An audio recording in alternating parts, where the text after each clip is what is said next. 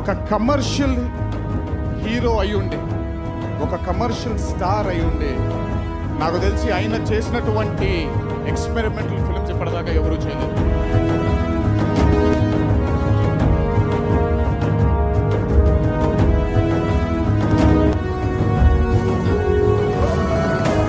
పట్టపగలు నడి రోడ్డు మీద అదే కొండారెడ్డి బుస్ దగ్గర ఓపిరెడ్డి మీద చేసుకున్నాడు.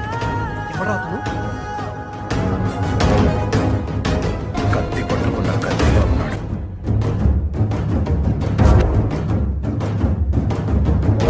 Guns don't need agreements. వేటకెళ్ళేప్పుడు పులి కళ్ళలా ఉంటాయి. ఒక్కసారి కమిట్ అయితే నా మాట నేనే.